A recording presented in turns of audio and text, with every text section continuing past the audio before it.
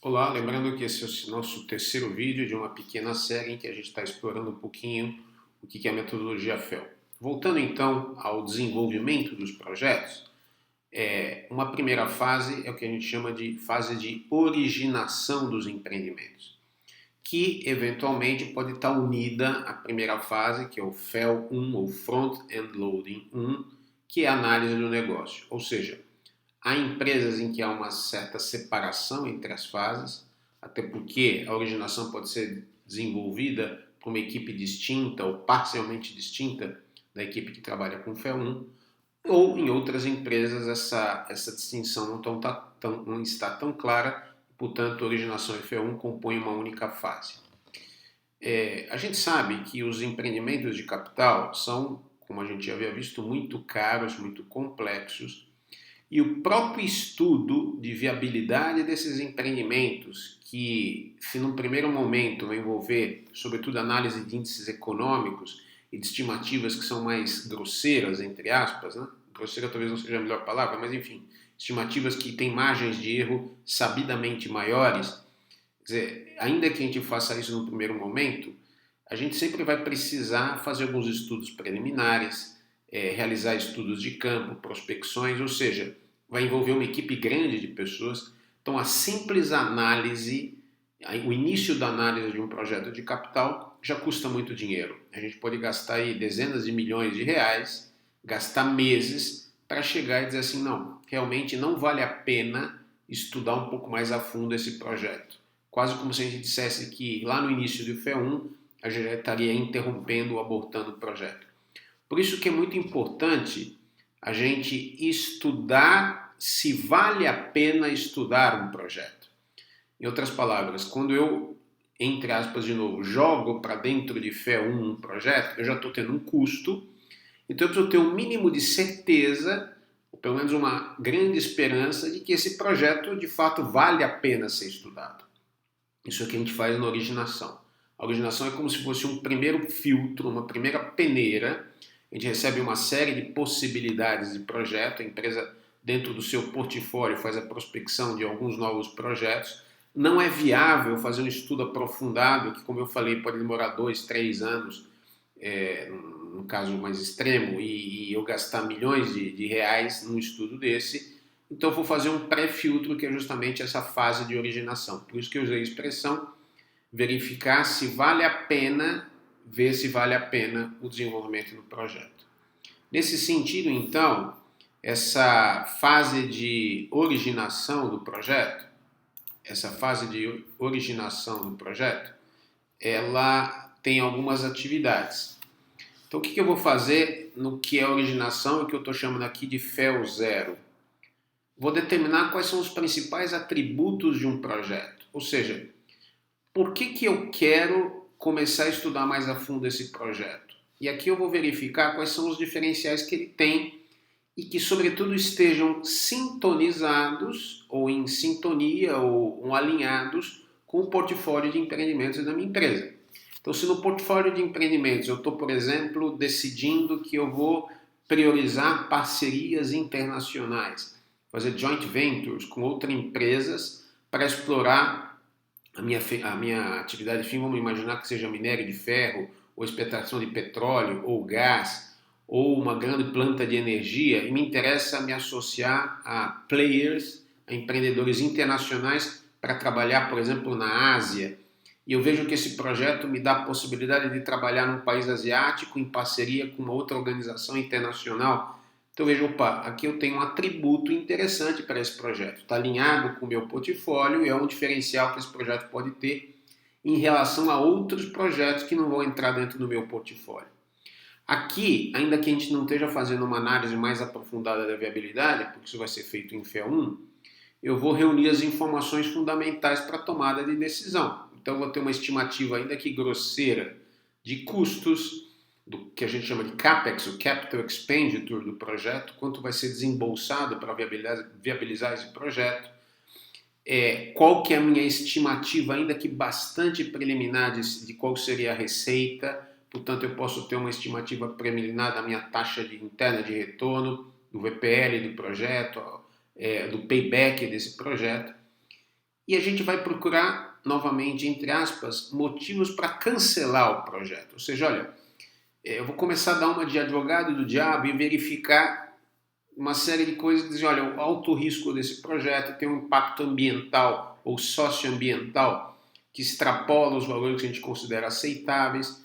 Do ponto de vista ambiental, ele pode até ser razoável, mas eu vou ter dificuldade de obter a minha licença social de operação, que é essa legitimação do empreendimento perante a sociedade, perante a comunidade em particular, onde ele vai estar interferindo.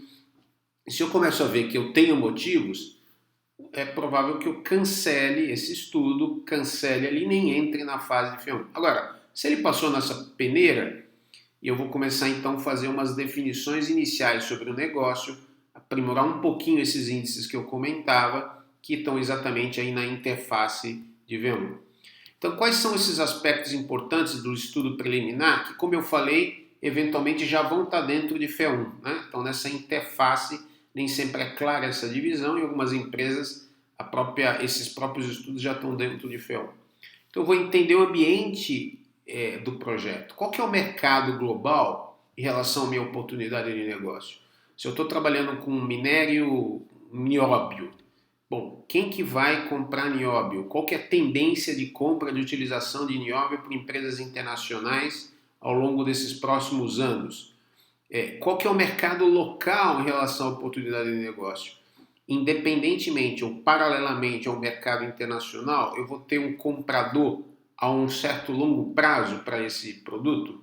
Vale a pena um investimento que pode, como eu falei, ser de bilhões de reais, com tempo de execução do empreendimento de anos, para que depois eu tenha efetivamente um mercado para esse produto? Quais são os marcos regulatórios locais e internacionais que balizam a produção e aquisição desse produto? Vamos dar um exemplo. A gente está falando, a título de exemplo, de exploração de petróleo em águas profundas.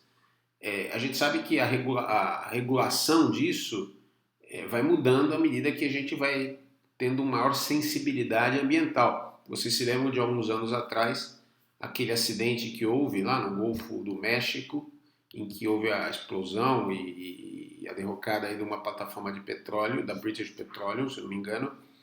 Isso causou um tremendo desastre ambiental, um desastre sem proporções anteriores. Isso fez com que as empresas passassem a ver de forma diferente toda a segurança de operação dessas plataformas e assim por diante. Muda os marcos regulatórios, quer sejam legais, externos à empresa, quer sejam internos à empresa, de compliance. Isso pode inviabilizar um projeto, eventualmente aumentar muito o custo desse projeto, isso tem que ser levado em conta. Qual que é o contexto político de desenvolvimento desse empreendimento? Vamos imaginar que a gente está falando de um empreendimento que vai ser realizado num país africano. Para dar um exemplo, né? Poderia ser em outro país na América Latina. Eu vou ter estabilidade política, há uma previsão de estabilidade política de tal forma que os contratos vão ser honrados. Ou a gente tem um cenário, por exemplo, de convulsão social. Vamos imaginar, por exemplo, isso é um exemplo, não estou fazendo nenhuma avaliação política efetiva, mas vamos imaginar a Venezuela como está agora recentemente, há pouco tempo atrás, uma grande instabilidade, uma incapacidade do governo de manter uma posição econômica sustentável no país.